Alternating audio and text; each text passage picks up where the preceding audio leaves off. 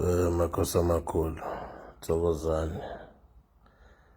Yathemba ukuthi niyaphila konke kuhamba kahle. Umuntu ukhathele man. Khathalekile kakhulu. Hlezi up and down, kusebenza ukudrive yonke into.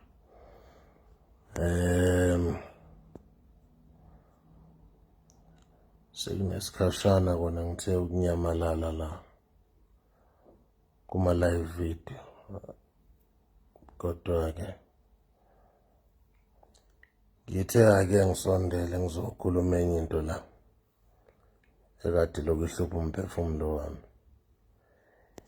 Iyangikhathaza kakhulu lento lena. Uyazi bafowethu, isikhathi esiphila kusona sibi kakhulu.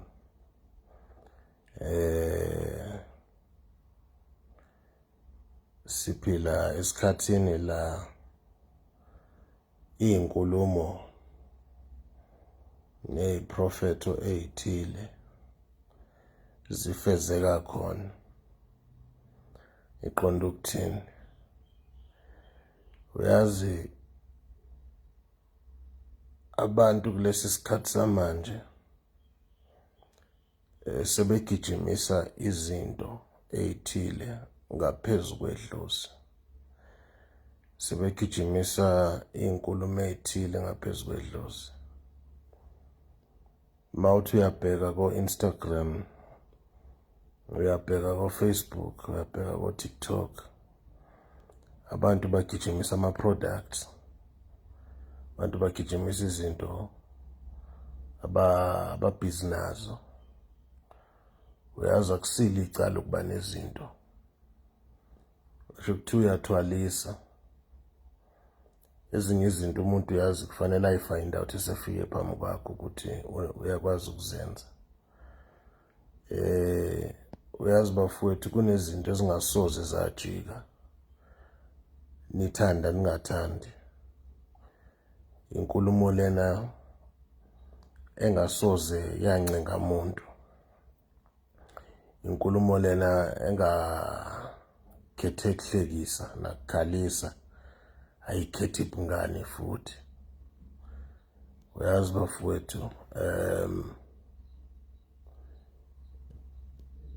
indaba yokuthi umsamo uyinsika yekhaya angeke izijike.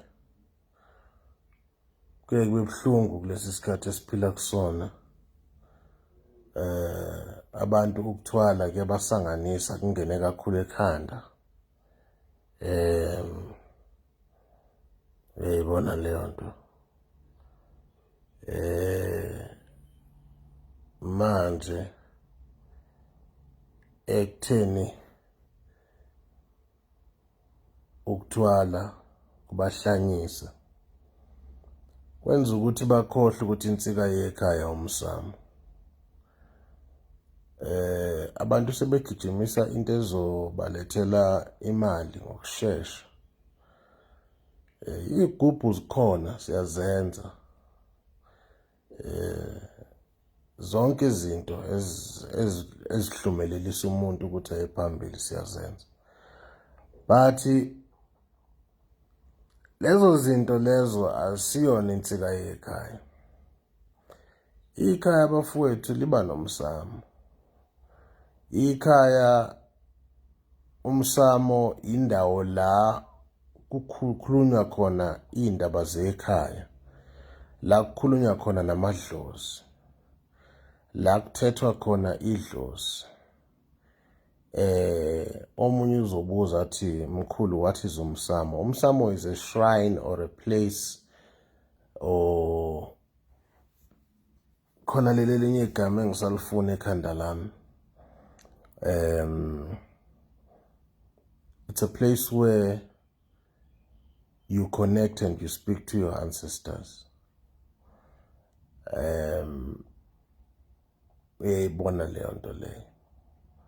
Manje sesinecala elikhulu edlozini lokuthi sabelaphi sigijimisa ukuthi ngineswasho mina esivula inhlanhla noma ngabe kuthiwa kwenze njani. nginomuthi mina ozokulethela imali noma ngabe kuthiwa izinto zakho zemnyama kanjani. Bafowethu, we are so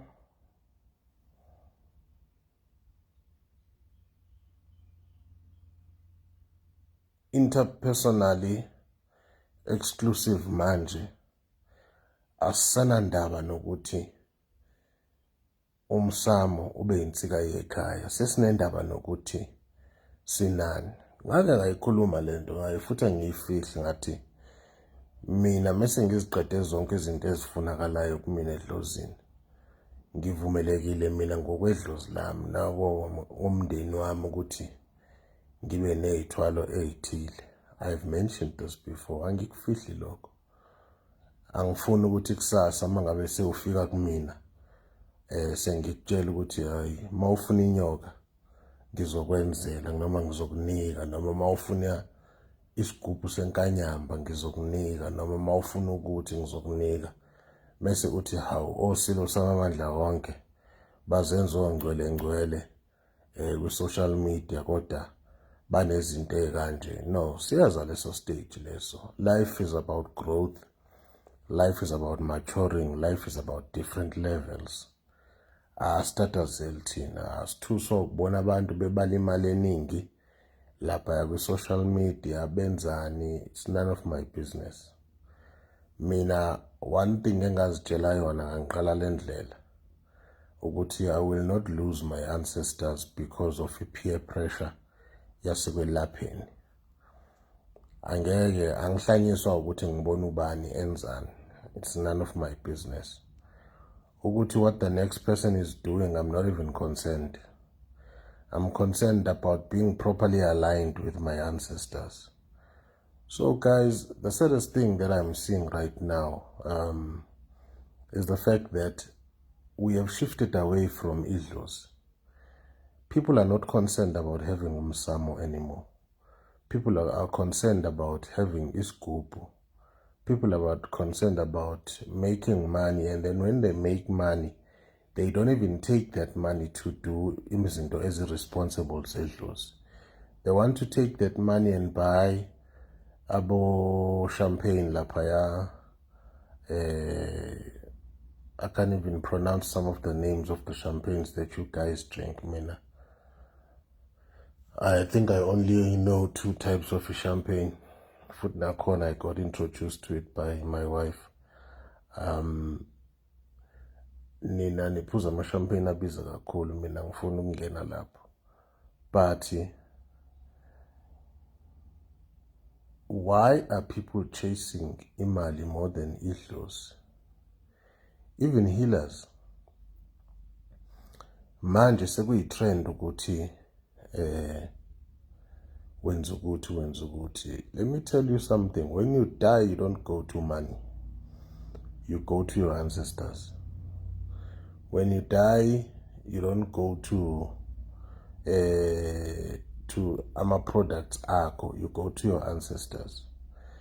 And the saddest thing that I'm seeing is the fact that you guys are not realizing ukuthi if you do not teach your children to establish indlela proper yedlozi, when you guys die, no one is gonna sort out izinto zenu spiritually. That's the beauty of it. Right now, abantu abaningi, they think they are smart asses, bahlakaniphile. Abanandaba nedlozi, they're just doing whatever. Benza izinto abazenzayo. Bafowethu,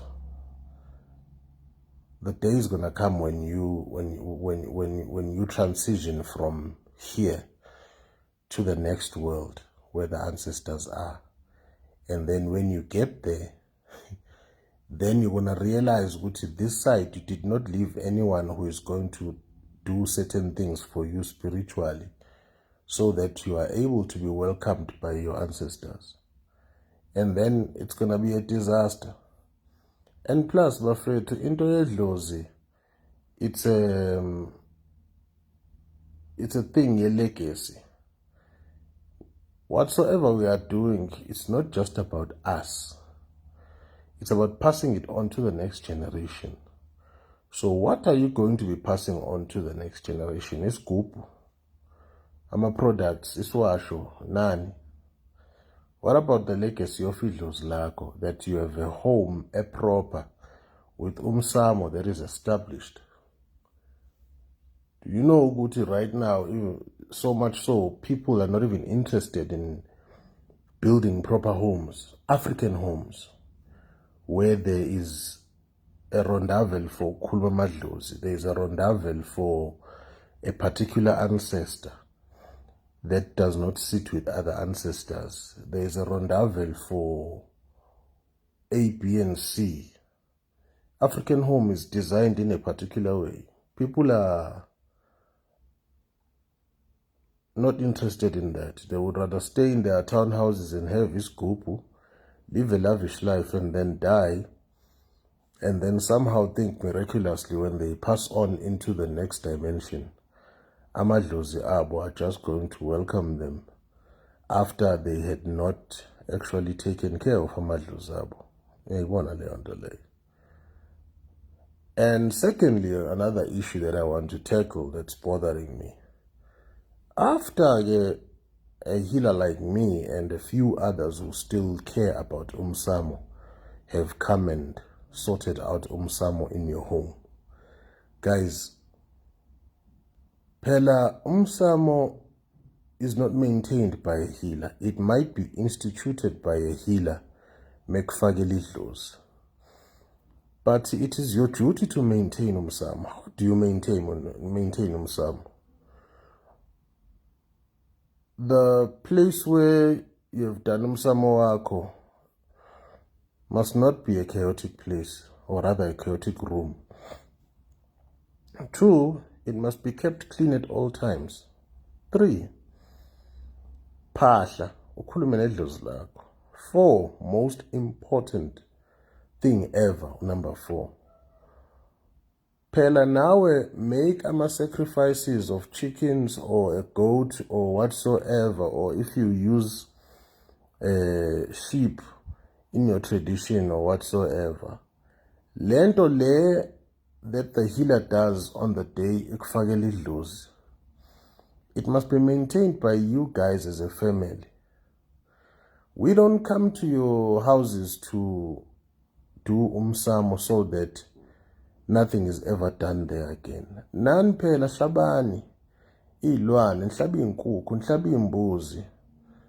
Connect with your ancestors. Yazi, the saddest thing I see, umuntu ufika ummisela umsamo, into zakhe zibe right, and then useyahluleka ukumaintaina lo msamo. You guys don't maintain imsamo yenu.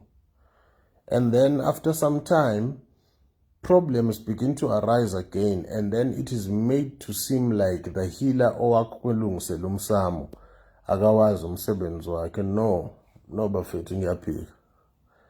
You want to blame everything on healers, even for your own carelessness, for your own mistakes. If kufike umelaphi, sangoma, inyanga, umthandazi, or whosoever wakufakela idlozi, wakulungisela umsamo, your duty is to maintain lo umsamo. Uyazi umsamo ophilayo, osile, womuntu onomqondo, kunemithi ehlala emsamo yokugeza umndeni wonke now and again.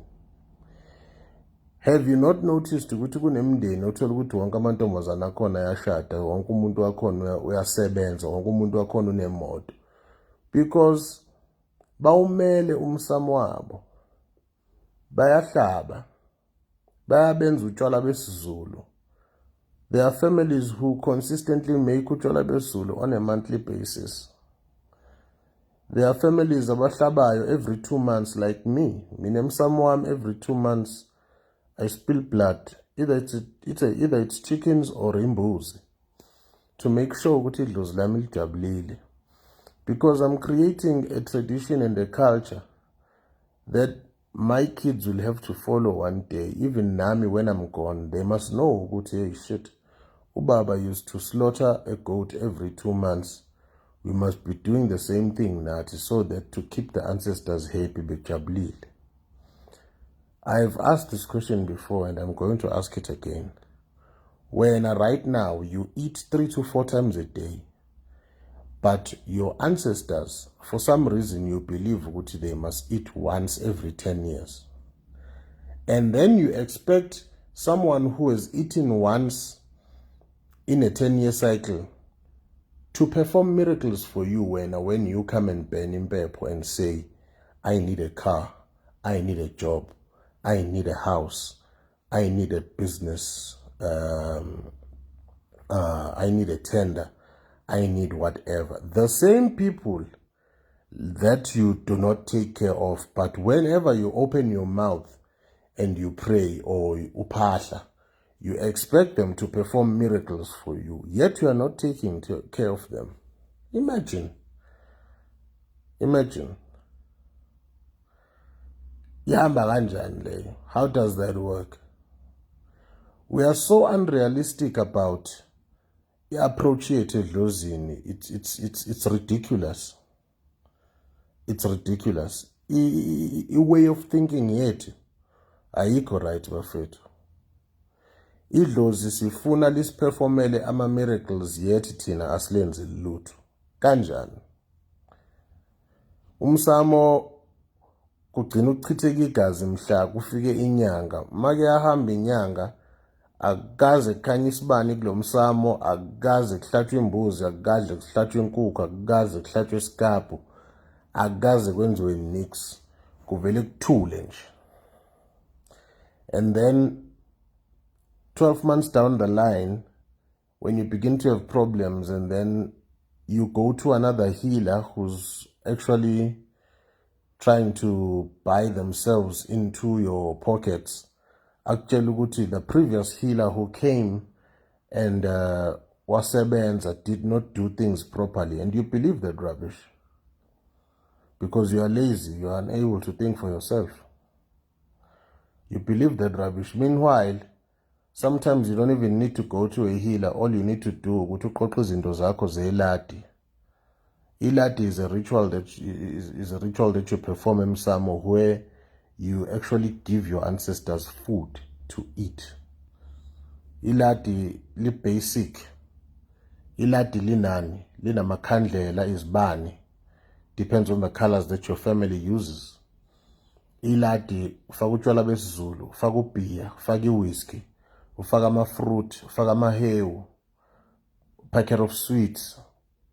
Then it's your meat. It's either chickens or a goat or a sheep. Ufaka snuff, ufaka iboxer.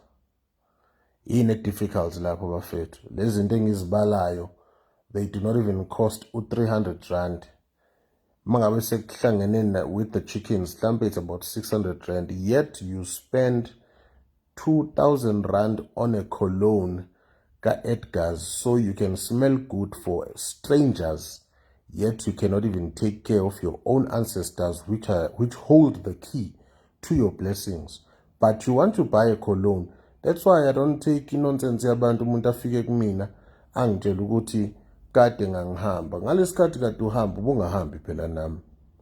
The minute you walk into esigodlweni ungitshela ukuthi kade wawuhamba, you are basically telling me to give you a discount on the basis of ukuthi kade uhamba ubungahambi nami. Absolute nonsense. Mawuya ka Edgar's awufika usho ukuthi kade ngangiwathenga ama-perfume. Ufika ukhokhe i-full price for that perfume, but somehow people think ukuthi thina as African healers siyiphukuphuku asile.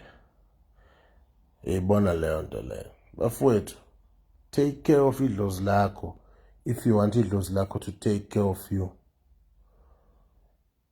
Even when you have a family, if you want your wife to cook for you, you must buy food.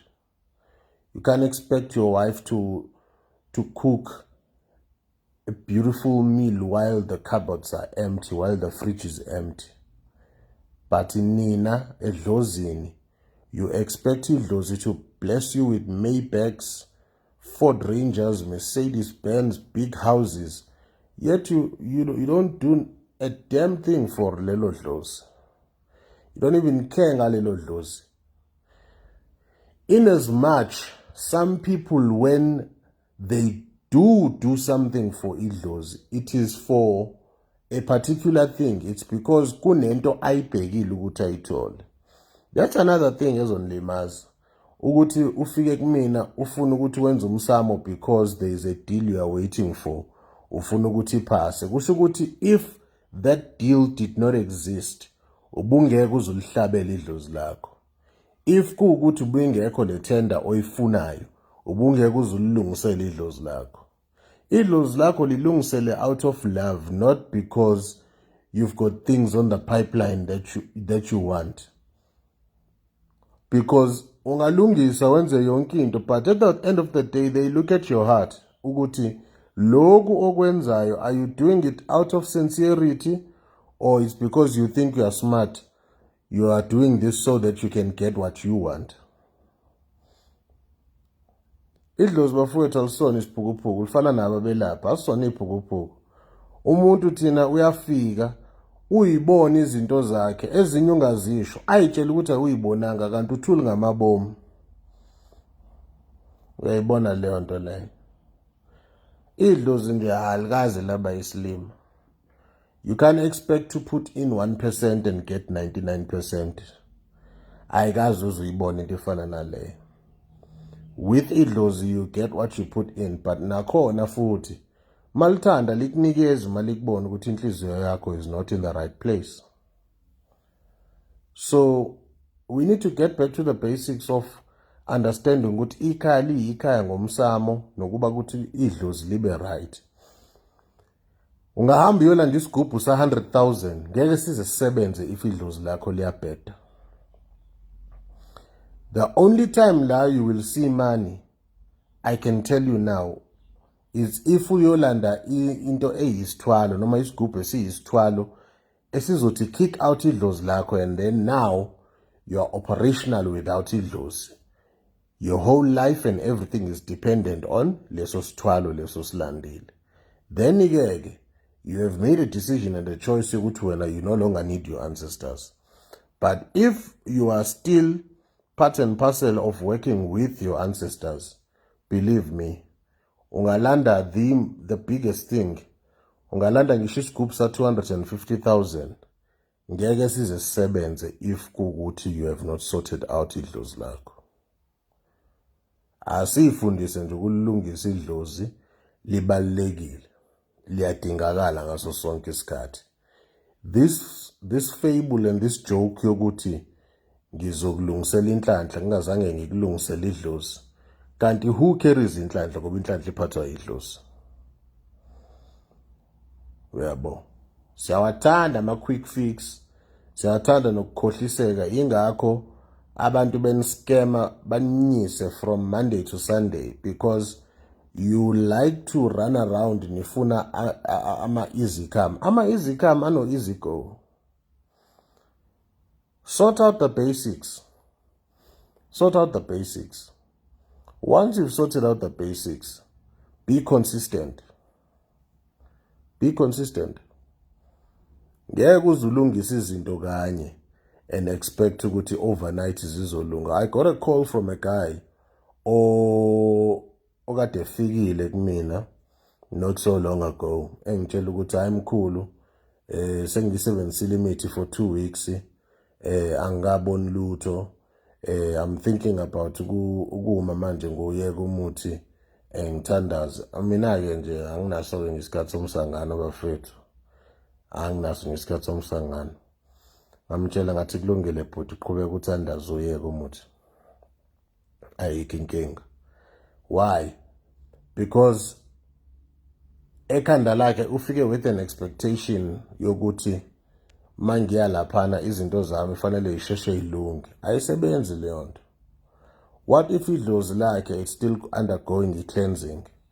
Mesuka right now is gonna go to another healer, athathe ezinye izinto, and then 6 months down the line mhlambe they'll be on their 3rd or 4th healer, and then mangabe lo melaphi lezi zinto sezilunga, he will think ukuthi usizwe lo melaphi kanti mhlambe kusasebenza imithi yami. It's a process. Uyayibona leyo nto leyo. Everything is a process, bafowethu. Everything is a process. Mina ngiyanitshela ngiyaphinda ngiyasho, if you want a get rich quick scheme, thatha idlozi lakho lilahle one side uthwale. Usiyeke thina, ungaphindi ukhuluma into zedlozi.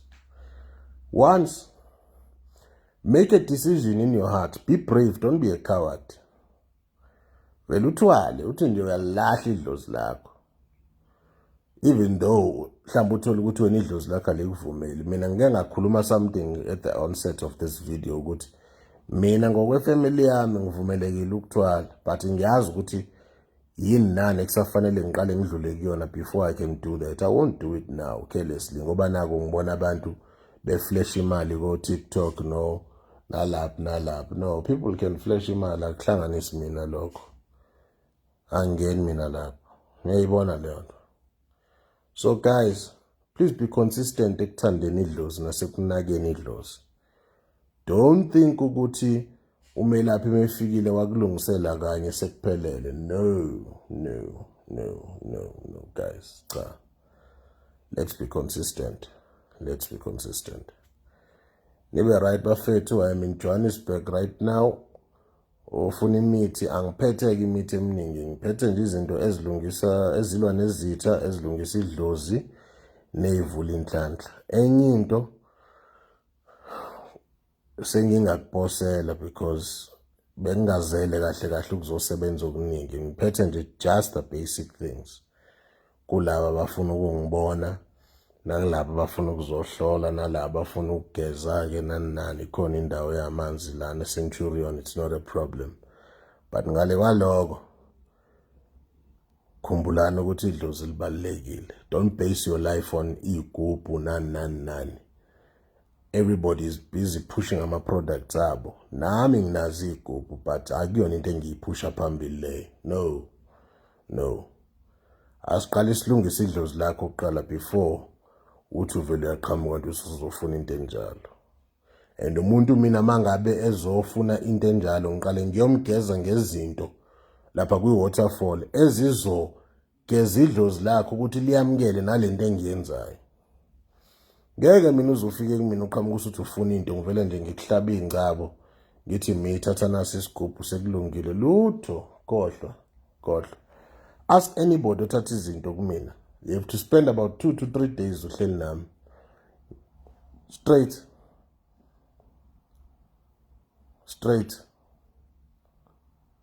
Hayi bafowethu. Asinakeni into esiyenzayo. Anza kwethu nibe right, nibe nosuku oluhle. Makhosi amakhulu.